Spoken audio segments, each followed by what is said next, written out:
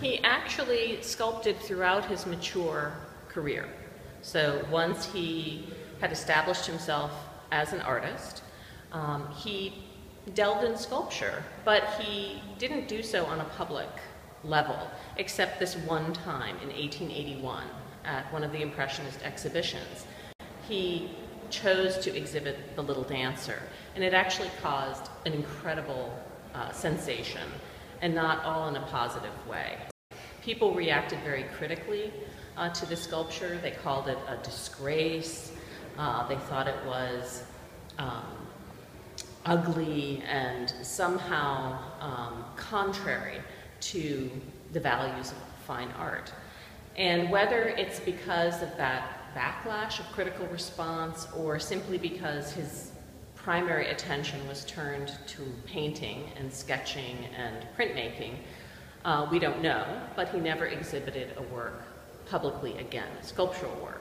But when he died, there were over 125 wax model sculptures in his studio, and this was one of them. So the original one that he exhibited was made out of colored wax with a metal armature, but primarily bronze tinted wax that he worked and reworked for decades.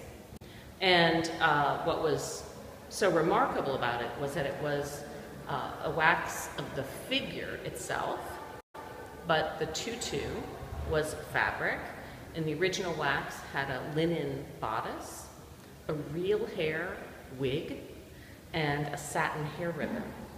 So it was just considered to be so out of the ordinary. This mixed media, what we would now term mixed media sculpture, was just radical at the time. But also it was because the figure itself was not an idealized form.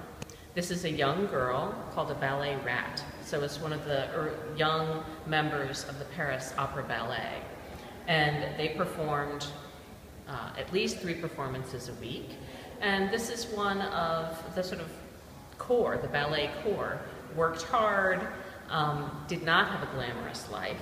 And her life shows in this. It's a realistic portrait of a young girl with kind of knobby knees and a very stubborn, you know, haughty almost kind of face, or a little bit proud, or just exhausted and just toughing it out. It's a little hard to tell from her expression, but it's very realistic. It's not an idealized, isn't this a beautiful woman in a beautiful gown or a beautiful young girl. We do know who it is. It's a young woman named Marie van Gogh, and Degas used her as a model for many of his sketches, but obviously, most importantly, for this sculpture.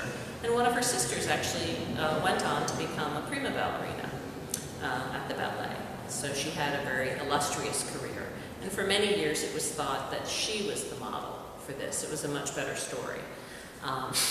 If this lowly young member of the ballet corps had then gone on to become the prima ballerina. But in fact, this was her younger sister.